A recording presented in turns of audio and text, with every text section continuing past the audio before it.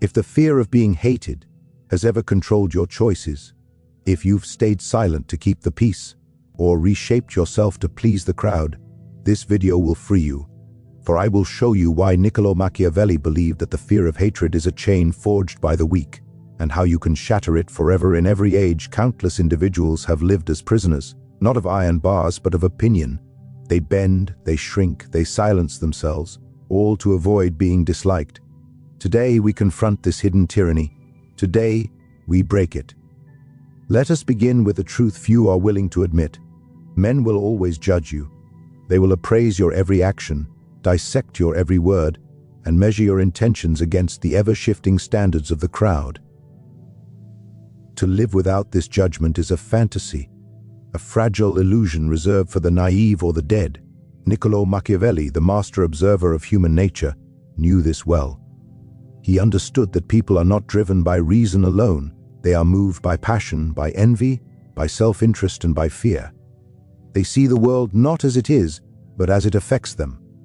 And so, when you step into the light of your own power, when you assert your will and pursue your ambitions, you will inevitably encounter their eyes, watching, criticizing, condemning. The fear of being judged is one of the most paralyzing forces a man can face. It is a silent chain, binding even the strongest of wills, whispering that to act boldly is to invite scorn, and that to speak truth is to risk isolation. Yet Machiavelli teaches us that this fear is a weakness, a subtle poison that clouds judgment and saps courage. Those who allow themselves to be ruled by the opinions of others will never truly rise. They are forever prisoners of the crowd, moving in careful steps to avoid scrutiny, bending their character to the fickle whims of those who will never understand them. Consider for a moment the nature of judgment itself. Human beings judge not for fairness, but for comparison. They measure you against their own insecurities, their own desires, their own sense of what the world ought to be. And in this measurement, you will always fall short in someone's eyes, for no one can see you as you truly are. The crowd does not seek truth, they seek confirmation of their own fears and biases. When you act with conviction, when you claim your independence, they will not celebrate your courage, they will question it, ridicule it, and perhaps even hate it. Yet it is precisely in this space, the tension between your ambition and the judgment of others, that power is born. Machiavelli observed the princes of Italy and noted that those who attempt to please all men, who crave universal admiration, are doomed to mediocrity. They are like the wind, turning whichever way the masses blow, never setting a course of their own. True strength lies not in avoiding judgment, but in understanding it, anticipating it, and moving regardless of it. When you recognize that judgment is inevitable, it loses its grip over you. It becomes merely background noise, a static against which your own vision can stand clear and unwavering. There is also a subtle truth that few dare to speak aloud.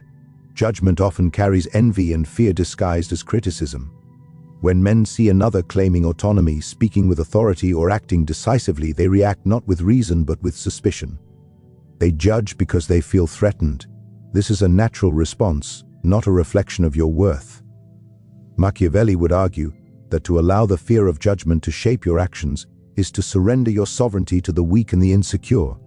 The more you bend to avoid disapproval, the more your life is dictated by those who possess neither the courage nor the vision to act for themselves. And yet, many cling to the illusion of being liked. They dress their fear in politeness, in diplomacy, in endless apologies. They convince themselves that approval is safety, that love is protection. But Machiavelli understood that seeking to be liked is a trap. Approval is fleeting, it can vanish as quickly as it arrives. The crowd that once embraced you may turn. And then what remains? Only the hollow shell of a person who has sacrificed authenticity for acceptance. Judgment, then, is not an enemy. It is a guide. It reveals the limits of your control, the boundaries of perception, and the nature of those around you. The wise do not shrink from it. They learn from it, and they act with a purpose that transcends it. To embrace this principle is to embrace freedom. When you accept that judgment will always come, you release yourself from the need to appease everyone. You stop measuring your worth by the flickering approval of the masses. you recognize that most opinions are shallow, transient, and self-serving. And in this recognition, you discover a rare strength, the ability to act with clarity and courage, unshaken by the whispers of the crowd. Machiavelli teaches that men who understand human nature and understand the inevitability of judgment can use it to their advantage. They can anticipate envy, foresee criticism, and navigate the tides of opinion with strategic precision. It is essential, however, to distinguish between judgment and consequence. While judgment is inevitable and often irrational, consequences of action are real. Machiavelli advises discernment: act boldly but act wisely. Do not mistake fear of judgment for prudence. Let judgment guide your awareness, not your decisions. When the crowd judges, it is reflecting itself, not defining you. And when you grasp this truth, the chains of fear begin to loosen. You move forward with purpose, no longer constrained by the endless scrutiny that once dictated every step. The challenge, then, is internal. The true battle is not with the crowd, but with your own mind. Fear of judgment thrives in the imagination, growing larger than the reality it represents. Machiavelli would counsel that you observe this fear, name it, and then step past it. Every act of courage, every declaration of self, every choice made for your own vision rather than for approval weakens its hold. And as you act, you realize a further truth: people judge, yes, but they also follow. They may envy you, they may fear you, they may even hate you, yet they cannot ignore you. Power, authenticity, and conviction draw attention as naturally as the sun draws light, and it is far better to be seen and judged than invisible and unremarkable. Let us confront a truth that few are willing to acknowledge. Being hated is not always a mark of failure, nor is it a sign of moral corruption.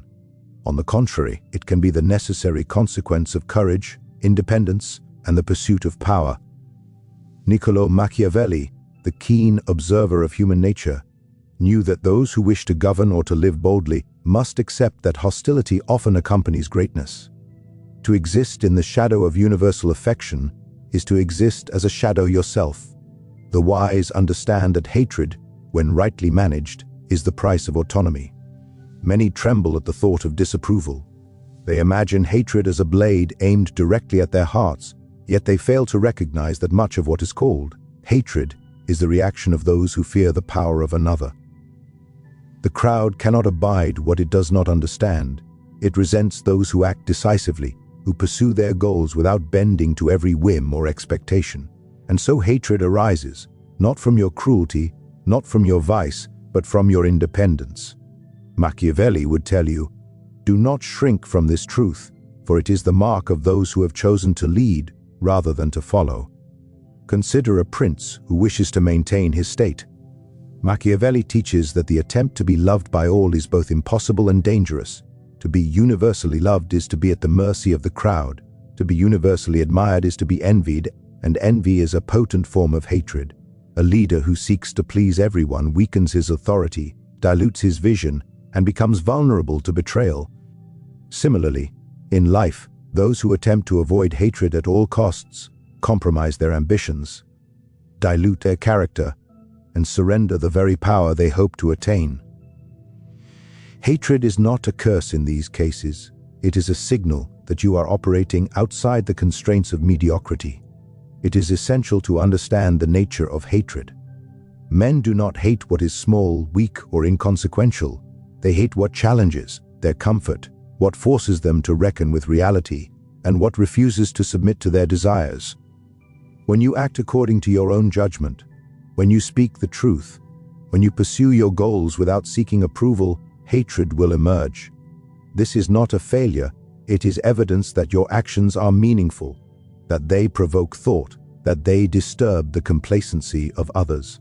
Machiavelli urges us to embrace this reality rather than flee from it. Many misunderstand the concept of necessary hatred. They imagine it as a reckless embrace of conflict, a license to harm indiscriminately. Machiavelli, however, distinguishes between hatred earned by vice and hatred endured for purpose. The first destroys, the second fortifies. The prince who punishes disorder, who asserts his laws with firmness, may be feared or hated in the moment, yet his state grows stronger because he has established boundaries that demand respect. Likewise, the individual who refuses to bend to unjust expectations may provoke envy or animosity, yet gains freedom of thought and action that cannot be taken away. Hatred, when unavoidable, must be borne with dignity and strategy. In every era, men have sought approval at the cost of principle. They have silenced themselves, softened their words, and dimmed their ambitions to avoid the fleeting sting of disfavor.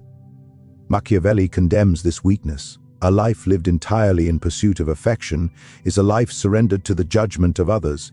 It is a life in which one cannot act freely, cannot lead, cannot shape destiny. By contrast, those willing to endure hatred retain sovereignty over their choices, retain the power to act decisively, and retain the capacity to influence the course of events. Hatred, then, is not a sign of moral failure, but of necessity. It is a signal that you have crossed thresholds that others are unwilling to cross, that you have asserted values or goals that cannot be accommodated by the comfort of the crowd. To shy away from this hatred is to accept the limits imposed by others, to reduce yourself to a mirror, reflecting only what is expected. The wise, according to Machiavelli, understand that hatred is often temporary, that it can be managed, and that it may even serve to fortify one's authority. When hatred is endured with strategy and awareness, it isolates you from the weak and unambitious while commanding attention and respect from those who recognize strength. There is also a subtle lesson in the distribution of hatred. Machiavelli notes that it is better to be hated for firm action than to be loved for false kindness. Temporary hatred may result from decisive acts, but long-term admiration flows from respect and consistency. The man who avoids all hatred risks losing the admiration of those who matter, for they perceive his inaction or weakness. Hatred, in measured doses, is often the evidence of leadership. To navigate it is to gain control over the perception of others, to wield influence while remaining true to oneself. Yet, to endure hatred is not to provoke it carelessly. Machiavelli counsels wisdom in timing, strategy, and necessity. One must distinguish between needless confrontation and principled action. Hatred born of excess, of arrogance, or of cruelty is destructive and self-inflicted. Hatred born of decisiveness, vision, and independence is unavoidable, but it can be directed, understood, and even leveraged. The wise individual knows where the line lies, understanding the delicate balance between provoking fear or envy and sustaining respect. To accept hatred is to embrace freedom. It is to step beyond the fear that shackles so many, to act with clarity and purpose regardless of public opinion. It is to acknowledge that you cannot please everyone, and that those who attempt it diminish themselves in the process. Hatred is not the enemy. Fear of hatred is. And in recognizing this, one begins to act not for approval, but for principle, for vision, and for the assertion of one's rightful power. The crucial element lies in perception. Those who fear hatred perceive it as a threat to existence, a signal of failure. The enlightened perceive it as evidence of autonomy, a reflection of independence, and a natural byproduct of action that disrupts the comfort of others. In this perception, hatred is transformed from a burden into a compass, guiding the individual toward decisions that matter, toward action that commands attention, and toward life that is lived on one's own terms. Let us confront a principle that the timid rarely grasp. Respect is far more valuable than being liked. In the endless theater of human interaction, there exists a subtle but crucial distinction between affection and authority. Niccolò Machiavelli, the keen observer of men and rulers, understood this better than any. He saw that those who seek only to be liked often sacrifice their power, compromise their judgment, and lose themselves in a sea of shifting approval. Approval is fleeting, respect endures. Affection can vanish in a single breath, while respect, once earned, cements your position, secures your influence, and ensures that your voice carries weight beyond the whims of the crowd. Many are ensnared by the desire to be liked. They shape themselves according to the expectations of others. They soften their words, they moderate their actions, and they silence their ambitions, all in pursuit of approval. They mistake smiles for loyalty, applause for allegiance, and popularity for security. Machiavelli would warn that this is a dangerous illusion. Men who act only to be liked build their foundations upon sand. When storms arise, when decisions demand courage, when principles must be upheld, they crumble, for their authority was never grounded in substance, but in the ephemeral favor of those around them. Consider the nature of respect. Respect is earned, not given. It arises from consistency, clarity, and decisive action. The man who speaks boldly, who acts firmly, who governs himself with integrity commands attention and influence. Even those who disagree recognize his strength. Even those who envy him acknowledge his authority. Machiavelli teaches that respect is a form of currency far more durable than affection. It is not dependent on charm or flattery, nor on superficial acts of kindness. It flows from the perception of competence, decisiveness, and the courage to act according to principle. Those who pursue it cultivate a power that is immune to the fleeting tides of popularity. To seek only to be liked is to surrender your position to the approval of others. The crowd is fickle. Its emotions rise and fall like the wind. Today, you may be admired. Tomorrow, forgotten. To be liked is to rely on conditions that are beyond your control, to build influence on the judgment of those who have no loyalty to truth or principle. Machiavelli notes that even princes who were once beloved can fall when affection fades. The truly wise, therefore, do not seek to be liked, they seek to be respected, for respect endures when love disappears. Respect and fear are often intertwined. Machiavelli famously asserted that it is better for a leader to be feared than loved when both cannot be achieved, and the reasoning extends to all human interaction. Fear, tempered by justice and consistency, produces respect. Men do not respect the one who is indulgent to all whims, nor do they follow the path of the man who seeks universal admiration. They respect those who make choices that cannot be swayed by popularity, those who act decisively in the face of opposition, those who accept the consequences of their decisions without flinching. The pursuit of respect requires strength, vision, and the courage to act independently of approval. Many fail to grasp this subtlety. They believe that being liked ensures loyalty, that smiles equate to allegiance, that compliments indicate genuine support. Machiavelli would laugh at this naivety. Affection is conditional, dependent on circumstance and desire. Respect is unconditional, dependent on recognition of competence and authority. A ruler who governs only to be liked risks rebellion when approval wanes. A man who acts to command respect ensures stability and influence regardless of sentiment. Similarly, in daily life, those who seek only to be liked compromise their integrity, dilute their voice, and invite manipulation, while those who cultivate respect establish boundaries, enforce principles, and maintain control over their own destiny. The cultivation of respect requires deliberate effort. It demands clarity in speech, firmness in action, and the courage to make unpopular decisions when they are necessary. Machiavelli observed that the people may hate a prince for his firmness, yet they respect him because he is decisive and unyielding. Similarly, in our own lives, actions that provoke temporary discomfort often generate enduring respect. The crowd may grumble, the critics may sneer, but those who recognize your purpose, your strength, and your independence will acknowledge your authority, whether they admit it openly or not. This distinction between being liked and being respected is critical in leadership, in negotiation, and in personal conduct. Those who seek to please everyone weaken themselves. Those who pursue respect strengthen themselves.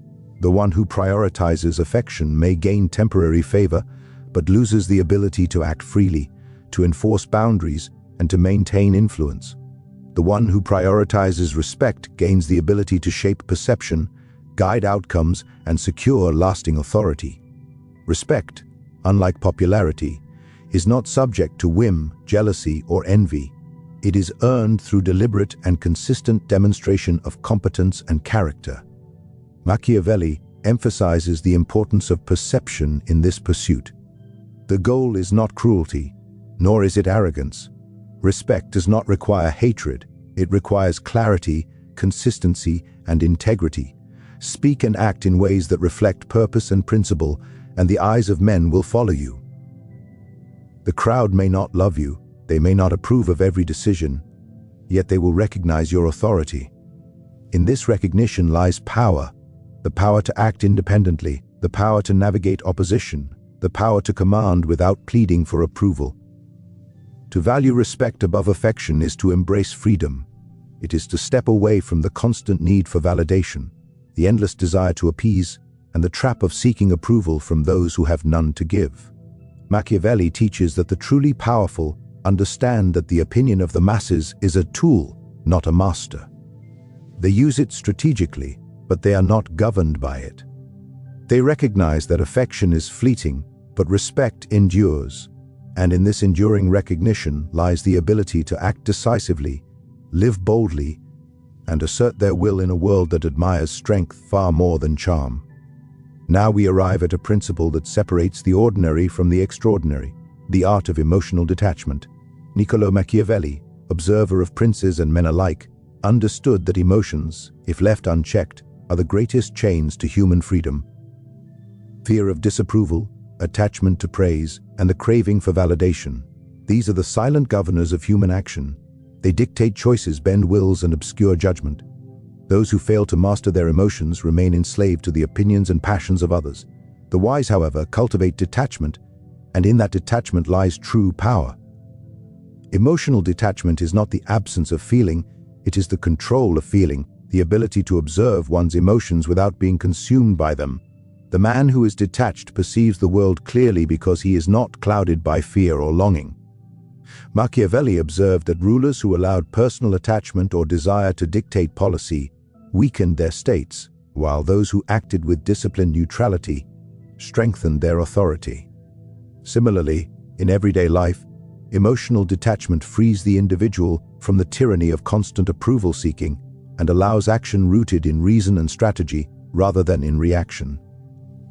Consider the fear of hatred or disapproval, the very fear we have examined throughout this discussion. To be dominated by this fear is to relinquish autonomy. The mind becomes a battlefield, every action measured against imagined consequences, every word filtered for safety, every choice diluted by the desire to please. Machiavelli would call this weakness, and indeed, it is a subtle form of imprisonment.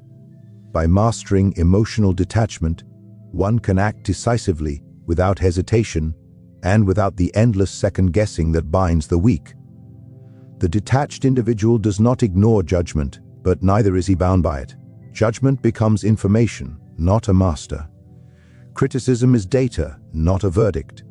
In this way, detachment transforms the pressure of opinion into a tool for calculated action. Detachment also cultivates resilience. Men who are bound by emotion are fragile, their self-worth fluctuates with praise, their courage falters before envy, their strategy collapses under criticism. Machiavelli saw this in the courts of Italy, where princes who could not endure slander, who clung to the affection of allies, or who acted impulsively in response to insults, were swiftly undone. The wise understand that emotional stability is a weapon. By observing events and people without overinvestment, by remaining steadfast in the face of provocation, they achieve clarity that others lack. The storms of hatred, envy, and disapproval cannot shake them because their foundation is self-possession, not validation. The practice of detachment begins with self-awareness. One must observe the rise of fear, anger, or desire and recognize it as a transient state, not a decree of reality. Machiavelli would urge the learner to ask, is this fear rational, or is it a projection of imagined consequences? Is this anger my own, or a reflection of others' expectations? By questioning the source of emotion, the individual distances himself from it, creating a space in which reason can operate freely. It is in this space that strategy emerges, decisions are sharpened, and action gains precision. Detachment is also a shield against manipulation. Those who crave approval or fear hatred are easily exploited. The manipulator knows that flattery, guilt, or threats of disapproval can bend the will of the emotionally dependent.